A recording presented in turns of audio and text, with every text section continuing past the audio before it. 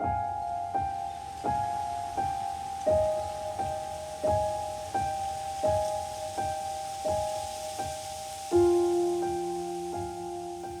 bought the house on Cherry Street to inspire my next novel.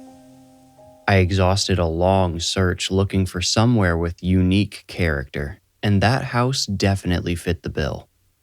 It was built in the late 60s and still looked about the same as it did then. The major appliances had all been updated, of course, but that's really where the previous owner seemed to draw the line when it came to improvements.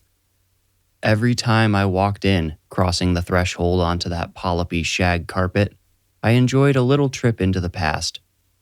Oh, you should have seen the wallpaper. It was the same in almost every room.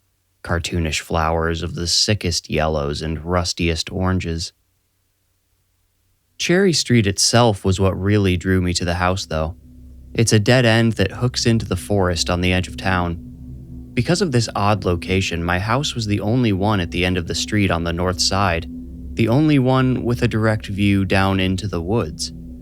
In lieu of a backyard, a steep slope dropped into the untamed wild behind. I thought being surrounded by nature would be a welcome change from the bustling city I knew and might inspire something new from me. I imagined I would do most of my writing on the rear deck that was built over the slope. The trees were full when I moved in, which kept the deck nice and cool even though it was deep in summer. You would think I'd have seen dozens of birds fluttering around and in them, swooping down to the forest floor in search of food and detritus for nesting, but the trees behind Cherry Street were unusually still. Coming from the city, I did not notice this at first. Only in hindsight would I recognize how still and abandoned those woods felt. The home's original owner had mounted a theater spotlight on the deck's guardrail. Remember I said I was looking for a place with unique character? Well, when my realtor sent me pictures of the house, that spotlight is what told me she'd found somewhere unique, all right. I wondered what it could possibly be meant for. I mean, I'm basically just a city rat, but even I know if you want to observe something in nature at night, shining a big light directly at it is not the way. So, was it for security? Admittedly, I did not spend long speculating in that direction. Perhaps I should have. Somebody told me moving to a place like Cherry Street wouldn't be like moving into a new apartment where no one even notices and looks away when they happen to be in the hallway at the same time as you. I was told to expect a warm welcome from my curious new neighbors. So after 2 days passed without a welcoming visit, I decided to go door to door myself to make the introductions. Selfishly, I thought my new neighbors might inspire some of the characters in my story too. Everyone I knew before lived and moved with the pulse of the city. Their lifestyles were probably not relatable to the vast majority of people, but they were all I knew. The first 2 neighbors I tried to meet did not answer their doors, and I knew for certain one of them was home when I rang the doorbell. A kind but nervous elderly woman answered the third door, opening it a crack and quickly getting to the "well, nice to meet you," which subsequently ended our conversation. The fourth neighbor I visited, Tad, was the first who willingly talked to me. Tad looked middle-aged and lonely. He came out onto his porch and closed the door quickly. After introducing myself, I asked, "Do people around here tend to keep to themselves? I've tried meeting a few of the others, but they all seem a little wary of me." "Wary?" Tad repeated, tasting the word. Tad spoke slowly, almost as if he was drunk, but he did not slur. He might have been on pills of some sort. He said, "Well, they probably didn't know who you were. I saw you when you moved in, though." "Maybe I should have baked some cookies to give out or something," I said, forcing a laugh. Tad replied, "Yeah, that would have been nice." And an awkward silence ensued. Finally, he spoke again, low and with half a smirk like he was about to tell a dirty joke. "You know how the guy who lived in your house died, right?" "Wasn't he just old?" I asked.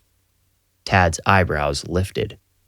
He grinned, and for a moment I thought he was actually going to clap his hands in glee. "That's what you heard?" he asked. Feeling stupid, I replied, "That's what my realtor said." The exchange had gone like this. Her: "I'm obligated to inform you the previous owner did pass away here. I will let you do with that what you will." Me: "You said he had the place built, right? He must have been pretty old." Her: "Oh, deep into his 80s, yes." Me: "Everybody's got to die somewhere." It suddenly occurred to me that at no point had I asked the man's cause of death or even whether it had been natural or not. I had assumed his time just ran out, but suddenly 80-something didn't seem old at all. I nearly forgot Tad was still talking. "They found him down at the bottom of the slope back there." He pointed past my house. "He was all twisted up like something chucked him through the trees or something. Crazy stuff, man." "Crazy," I repeated. "But wait, did the authorities ever suspect, like, foul play or anything?" Tad scoffed. "The authorities? Huh. Like you could trust anything they say. They ruled it as natural causes as far as I know. I guess they think he fell off his porch and just rolled down and down. I don't know. He lived there, I don't even know how long, and I'm telling you, man, the guy was as strong and sharp as ever." "So you don't think he fell?" I asked. "No way. And if you don't want to take my word for it, check this out. The night he died, he had his shotgun propped up on the deck and his big light on. It's like he was out there waiting for something." I seized the opportunity to ask about the spotlight. Tad said, "He believed there were things out in those woods." He punctuated the statement with another gesture toward my house. "He even invited me over a couple times to sit with him while we watched the trees with that big light." "Did you do it?" I asked. "Yeah, of course. But the most we ever saw was a fat raccoon." "So do you think there was actually something out there?" I asked. Tad just shrugged. Our conversation ended shortly after. It was getting dark at that point, so I decided to meet the rest of the neighborhood another day. The conversation with Tad made me curious, so that night I went out on the deck with a cup of tea and turned on the spotlight. The switch made a metallic thunk, and for a second I thought the lamp was broken. But then the trees flickered white. It flashed for another handful of seconds, and then, with a soft hum, a white beam cut a broad circle down the slope. I leaned on the rail and sipped my tea, never actually considering what I would do if I saw something out of the ordinary. The woods were pitch dark on that overcast night. I could hear the trees rustling in the wind all the way down the slope, but I could only see those which stood within the spotlight's beam. The deck light was missing, or I would have turned it on. The wiring for a light poked out of a small circle next to the door, but it looked like the light itself had been torn out. All 4 of the screw holes had been traumatized. While watching the woods, I researched the previous owner.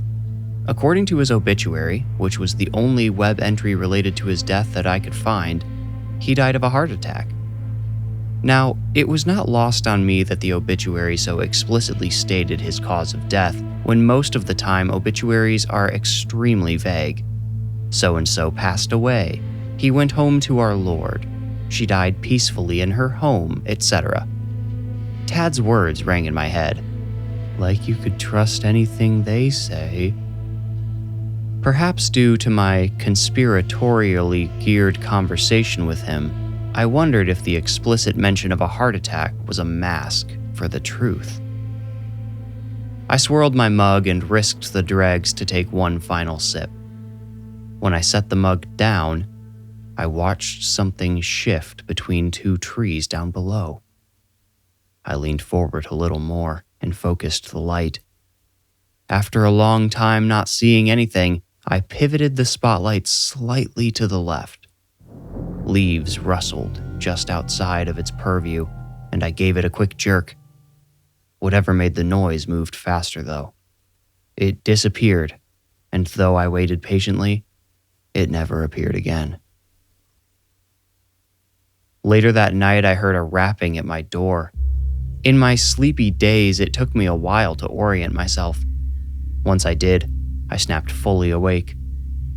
I realized outside my bedroom that the rapping came not from the front door, but the back, the one that led onto the deck. I snuck closer. The screen door was rattling in the wind. I braced my semi-nude body for the chilly gust and opened the door. After I latched the screen door, it still rattled, but at a fraction of the volume. Freezing, I hurried to shut the wind out. But just before I shut the door, I heard a frantic commotion on the slope. The noises sounded rhythmic, but more like something heavy falling than footsteps. I frustratedly unlatched the screen door and ran into the icy wind. I flipped the spotlight switch and cursed it for not turning on instantly. I tried to aim the lamp at the noises as it flickered on. Between flashes, I definitely saw something moving down the slope through the trees. It darted through cover too tactically to be falling.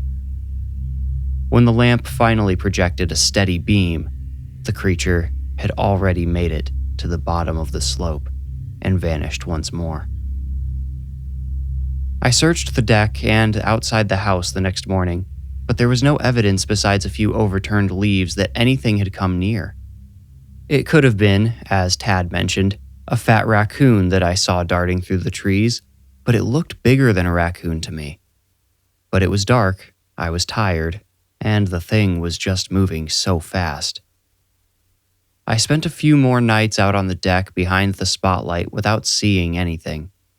You'd think I would have quit after the second or third wasted evening, especially since I had made little progress on my novel. It's hard to explain what kept driving me out onto that deck every night and watching the white circle at the end of the slope.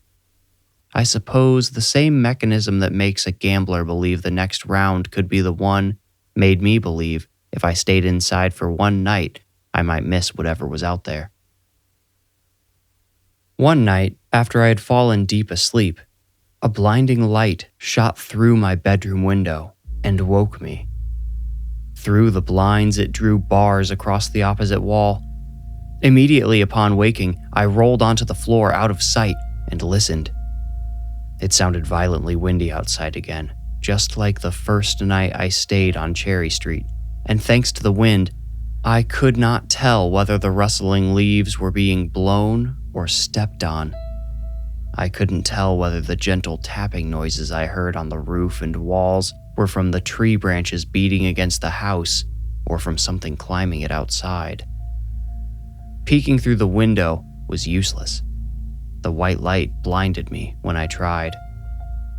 I snuck into the kitchen and grabbed the biggest knife I owned before peering out the window onto the deck. The spotlight had been turned to point at my bedroom window, which the wind could have conceivably done on its own, but flipping the on switch required a level of intention the wind does not possess. The turned light felt like a message or a warning. "How do you like it?" the spotlight through my window seemed to say. Only after I stepped into the midnight chill did I consider it could have been a setup. I guess it wasn't, thankfully, because I was able to turn the light off and turn it back around without incident. Out there on the deck, I could hear a distant humming beneath the wind, coming from deep in the woods. I listened carefully, closing my eyes to let my brain visualize what I was hearing, but I could not attach the sound to any avatar in my memory. While listening, I also detected faraway crickets. I wondered why I did not hear any close by. I made other attempts to meet the neighborhood, but always ended up at Tad's house. He seemed to catch me every time I ventured out, even when I just went for walks to attempt to clear my head so I could do a little writing. I decided Tad would make a good character in the novel. No one overly important, but someone who could drive the story along. Tad did that very thing for me. Knowing he had spent time with the previous owner of my house, I confided a small portion of my own strange happenings to Tad. I did not tell him about the spotlight getting pointed at my window. I wanted to avoid winding him up more than I needed to. But I did tell him that I'd been hearing the sounds of something creeping around the property at night, and that I, too, may have spotted something amongst the tree trunks down the slope. Tad asked if I wanted any help keeping watch, and I told him not at the moment. I could not imagine trying to get rid of that guy in the middle of the night when every potential excuse was closed or asleep. Tad said, "Well, if you change your mind, let me know." Then he said, "Oh," and cartoonishly pointed to the sky to show he just had an idea. Based on his untamed excitement, ideas must have come to him rarely. He asked, "Have you found the secret shotgun?" "Secret shotgun? Where?" I asked, honestly expecting some juvenile joke to follow.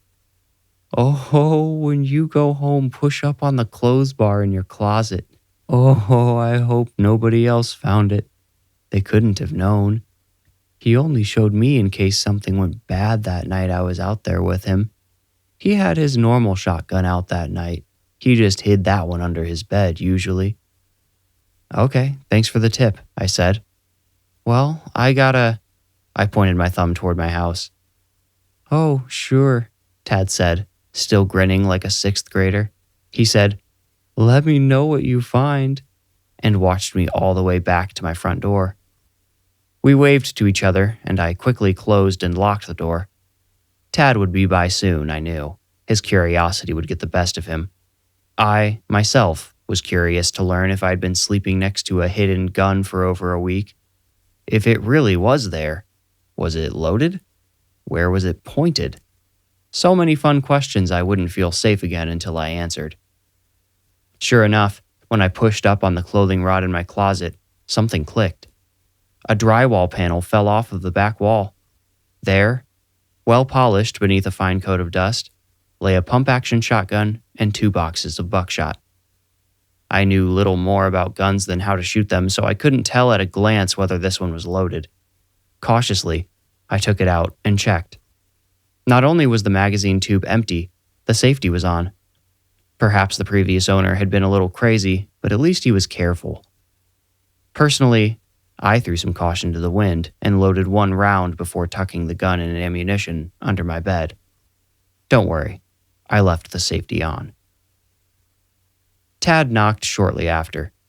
When I opened the door, I planned on congratulating and thanking him, but realized I wasn't sure if I could legally keep the gun. Since apparently no one else knew about it, I lied to Tad and told him it had been taken out. I could tell he felt crestfallen that his tip had not been fruitful and almost changed my mind. Tad was, well, honestly pretty dumb, but he was well-meaning and in a sweet way. I hated to send him away disappointed, but I did. That night, I turned out every light in the house before stepping out onto the deck. I set up my chair and rested my new gun on the guardrail. Breaking from tradition, I did not have a hot cup of tea with me, nor did I turn on the spotlight. I just sat in the dark next to the loaded gun and waited. Allow me to express my logic. Obviously, whatever lurked out in the woods hated the spotlight. Waking with the light on me had felt very much like a threat. Plus, it just made sense that some creature of the night would likely avoid a giant spotlight. Using the spotlight made me feel better, but it was probably counterproductive. My plan was to flip the switch the moment I started hearing noises and try to catch the thing in mid-approach. The gun? Well, that was just in case it got too close before the light sent it away. I'm not sure if I've adequately described how dark it was out there on my back deck at night. If you're somebody who's lived in town your whole life, you probably can't even picture it. Have you ever been in a windowless room with the lights out? That's how it looked out there, especially on an overcast night like the one I'm writing about. Sometimes the moon gave the trees a pale outline, but that night, the moon was only a sliver hidden behind masses of clouds. Going back to your windowless room, can you feel how uneasy it makes you not to be able to see the 4 walls around you? Now imagine those walls aren't there, and there's an endless expanse of trees and brush surrounding you, endless sky above. and you can see none of it.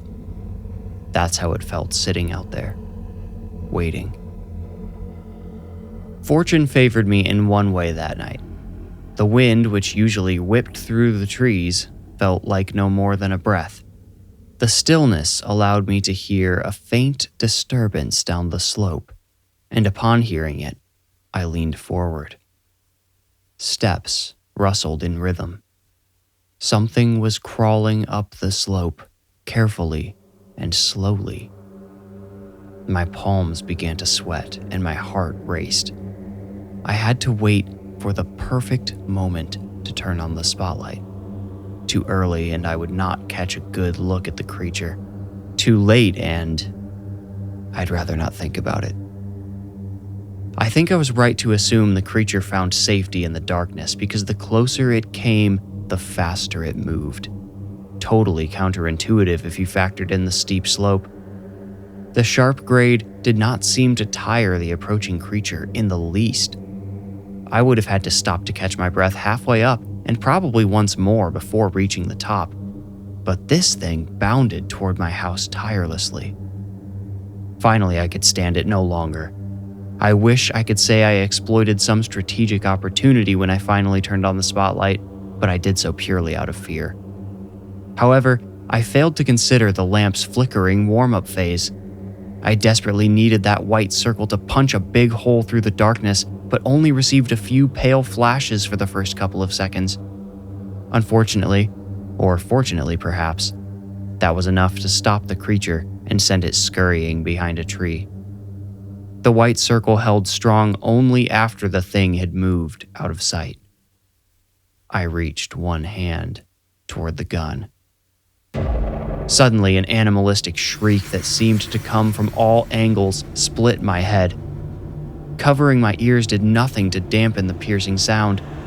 Doubling over, I felt I might be sick.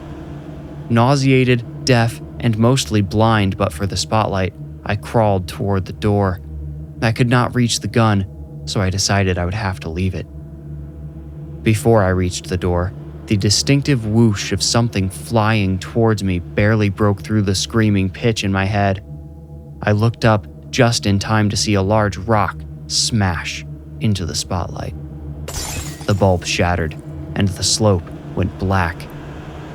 Panicked, I crawled back to the shotgun and pointed it between the rails of the deck. Then I performed one of the stupidest actions of my life. Please understand, I would have done anything to make that sound stop. I unloaded the gun down the slope without being able to see more than 10 feet in front of the barrel, and that only when it flashed. Wood split, branches fell, and the horrible screaming finally, miraculously, ceased. Once more in full control of my faculties, I ran inside and locked the door. I sat in my dark living room, fumbling with the shotgun. The barrel almost burned my face as I reloaded with ammunition from my pocket. 3 or 4 minutes passed by, feeling like hours as I waited and listened for activity outside. The first sound I heard came from under my front door. Scuffing footsteps halted on my porch. I aimed the gun, but left the safety on. The door rattled on its hinges as someone knocked rapidly. I heard my name. "Who is it?" I demanded. "It's Tad." Embarrassed, I pointed the shotgun at the floor. I flipped on the porch light and saw Tad through the peephole. He held a rifle in his hands and was peering nervously around my house. "Is that thing safe?" I asked. He looked down at his gun, then up at the peephole. "Yeah, it's safe." I unlocked the door and ushered Tad inside, then quickly secured the lock again. "I heard shots. What'd you shoot at?" "I don't know." Tad's eyebrows went up in that exaggerated way. "What do you mean? Did you hit it?" "I don't know," I repeated. I didn't mean to be so vague. My adrenaline buzz was decaying into a dreamlike stupor. "Out back, right?" Tad asked. I said, "Huh?" "Did you shoot at it from the deck?" he reiterated clearly. I couldn't believe bumbling Tad was speaking down to me. I just nodded. He almost walked past me, but stopped. "Hey," he said. "Isn't that the secret shotgun?" Our eyes met, his heartbroken and betrayed. When he realized I was not going to say anything in my defense, he shrugged and said, "I guess I get it," and walked past. Tad flipped the back light switch, but of course the absent light did not turn on. He flipped it up and down twice before concluding what I could have told him much faster, but did not. He reached toward the front of his gun and turned on a flashlight mounted there. Then he opened the door and disappeared onto the deck. I followed him, but only went as far as the doorway. Tad scanned the slope for a few seconds before jumping slightly and hissing, "Check this out, quick!" I warily approached the rail and looked in the direction illuminated by his light. A few dozen yards down the slope lay a body. From our vantage, we could not tell whether it was human or not, but it certainly could have been someone in a costume or some type of armor. Its skin gleamed more like metal, but was so black it appeared to swallow Tad's light. I have to call the police," I realized as I said it. I had shot some thing, but maybe someone. I thought, I really might be a murderer. What was I thinking? "Yeah," Tad defeatedly agreed. "I'll keep an eye on it." I made the call and heard sirens the instant I hung up. I cut the dispatcher off before she could ask me to stay on the line so I could rejoin Tad and try to examine the thing I'd shot. I just needed to know if it was a person and prepare for what would come if it was. As I opened the door, a white light 10 times as intense as my spotlight hit Tad and I. I heard Tad stumble over my chair, and I myself only remained standing because I braced on the doorknob. There was no real impact, only that which Tad and I perceived when we were so instantly blinded. The dreaded screeching split my head again. The only sound I heard through it this time was Tad's agonized screaming. I wondered if I was screaming too. This time, the torture ended without violence. As quickly as the light and sound manifested, they vanished. When Tad recovered, he scrambled up to the rail and looked where the body should have been, but it was gone. "Tad?" I asked, seeing him move his flashlight frantically between the trees. "I can't find it," he cried. "It's not there." A strong voice shouted from below, "Hey, drop that gun." No body, no crime. I was lucky I'd still been partially inside when the cops entered the yard because I had enough time to hide the secret shotgun and stash my remaining ammunition in the couch. The police assumed Tad's was the gun that had purportedly shot someone. They examined it and found it had not been recently fired. When I began telling them about the thing I'd seen creeping through the trees and the light and the awful sound, they dismissed it all. I received a ticket for making a false report, but otherwise, the police left Tad and I alone. When I put the house on the market, I felt bad about selling it off to someone else who might have a similar experience, but it worked out in the end. Tad reached out to a few low-level paranormal podcasters and YouTubers and started telling his version of the story. He texted me a few times to join him on the interviews, but I wasn't ready to talk about my story yet. Not after having it waved away so flippantly by the police.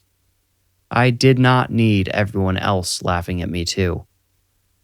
Tad started getting some of the neighbors who wouldn't meet me to join him though, and he started getting invited to bigger podcasts to discuss what became known as the Cherry Street Extraterrestrial. However, the neighbors' stories grew continuously more fantastical, and many of their accounts contradicted each other's, as well as, sometimes, their own. By the time I decided to set the record straight, to tell my own story of what I'd witnessed and try to get someone to look into it, the Cherry Street ET had essentially been debunked and laughed away. I reached out to everyone Tad had spoken to. None of them responded. But back to the house. A few believers hold on to the Cherry Street ET, and one of them was crazy enough to buy the house from me. I wished him the best, just happy to be passing the torch to someone who not only knew what he was getting into, but thirsted for it. I figure Tad's probably helping him out too. And just in case they need it, I left them something behind the drywall panel in my closet. Tad will know where to look.